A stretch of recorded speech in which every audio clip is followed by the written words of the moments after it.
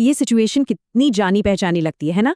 किसी प्लान को कैंसिल करने के लिए एक छोटा सा टेक्स्ट मैसेज भेजा और बस मन में अपराध बोध की सुनामी आ जाती है। अरे भाई, एक टेक्स्ट ही तो था, कोई जुर्म थोड़ी ना कर दिया। तो फिर ये एहसास आता कहाँ से है? तो सबसे पहले एक बात साफ कर लेते हैं। ये जो गिल्ट है ना, ये कोई आपकी पर्सनल फेलियर नहीं है।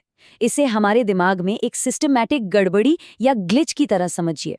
ये आपकी गलती नहीं है, ये बस सालों पुरानी इमोशनल प्रोग्रामिंग है जो आज भी चल रही है। तो प्रॉब्लम की जड़ असल में यहाँ है। हमारे दिमाग में अच्छा होने की एक ऐसी परिभाषा बैठ गई है जो कहती है किसी के लिए कोई भी मुश्किल पैदा मत करो।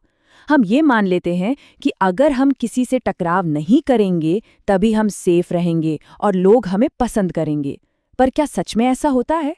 तो जब हम अपने चारों ओर कोई दीवार नहीं बनाते तो होता क्या है? इसे समझने के लिए कुछ बड़े मजेदार मेटाफर्स हैं। चलिए देखते हैं कि बिना बाउंड्रीज वाली जिंदगी असल में दिखती कैसी है। ये कुछ इंसानी मास्टर चाबी बनने जैसा है। मतलब दूसरों को खुश करने के लिए हम अपनी पहचान, अपनी पसंद नापसंद को इतना घिस देते हैं कि हर किसी की जरूरतों के ताले में फिट हो सकें। लेकिन जरा सोचिए, जो चाबी हर दरवाजा खोल दे, वो भला किसी भी चीज को सेफ कैसे रख सकती है? इसे एक ओपन प्लान ऑफिस की तरह सोच कर देखिए। शुरू में दीवारें गिराना बड़ा कूल लगता है ना? खुलापन, आज़ादी, टीम वर्क का एहसास। लेकिन कुछ ही टाइम में लगातार शोर और इंटरप्शंस की वजह से फोकस करना लगभग नामुमकिन हो जाता है। और धीरे धीरे आप अपने साथ काम करने वालों से सिर्फ इसलिए चिढ़ने लगते हैं क्योंकि वो बस वहाँ मौजूद हैं। तो यहाँ एक बहुत ज़रूरी बात समझ आती है। रिश्तों में इसे स्कोप क्रीप कहते हैं। मतलब जब आप अपनी हदें तय नहीं करते तो लोग नेचुरली उस खाली जगह को भर देते हैं। और फिर जो हमें चिड़ और नाराज़गी महसूस होती है ना, वो असल में दूसरों की मांगों के बारे में कम और हमारे खुद के आत्मत्याग के बारे में ज़्यादा होती है।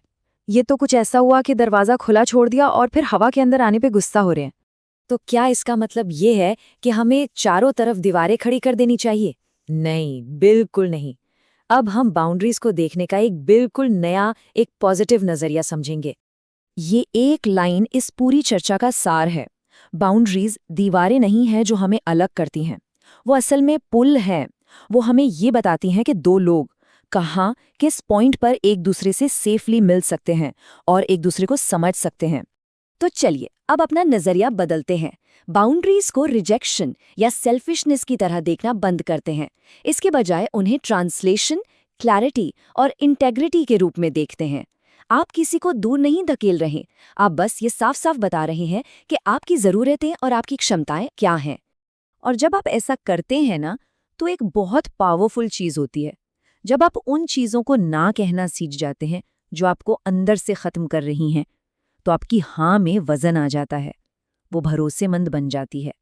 आप एक नाजुक कांच के घर से एक ऐसी ठोस इमारत में बदल जाते हैं जो रिश्तों का वज़न उठा सकती है। तो सवाल ये है कि ये ठोस इमारत बनाएं कैसे?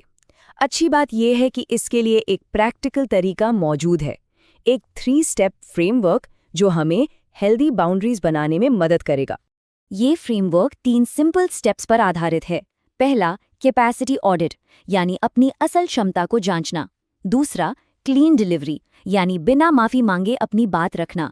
और तीसरा, गिल्ट टॉलरेंस, यानी उस असहज भावना का सामना करना। चलिए एक एक करके इन तीनों को समझते हैं। पहला कदम है रुकना। किसी भी रिक्वेस्ट पर तुरंत हाँ कहने की आदत को तोड़ना होगा।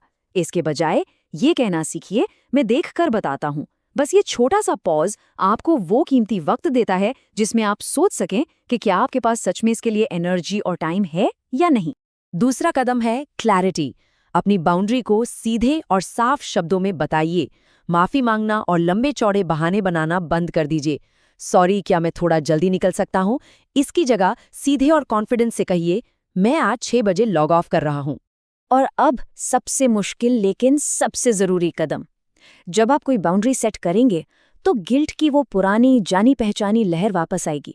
उससे लड़िए मत, उसे ठीक करने की कोशिश भी मत कीजिए। बस उस भावना के साथ बैठिए, उसे महसूस कीजिए और एक तूफान की तरह गुजर जाने दीजिए। यकीन मानिए, वक्त के साथ ये आसान होता जाएगा। देखिए, यह बदलाव आसान नहीं है और ये समझना ज़रूरी है कि इसके कुछ रियल लाइफ नतीजे हो सकते हैं, लेकिन इसका जो इनाम है ना, वो भी उतना ही बड़ा है।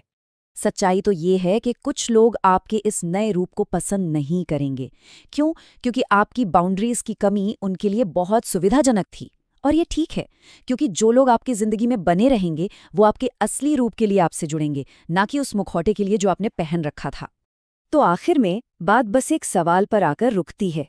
ये एक चॉइस है, ये खुद से पूछने का सवाल है कि क्या उस असली, ईमानदार जिंदगी के लिए, पुराने आरामदायक लेकिन घुटन भरे घर को जलने देने का जोखिम उठाने के लिए आप तैयार हैं?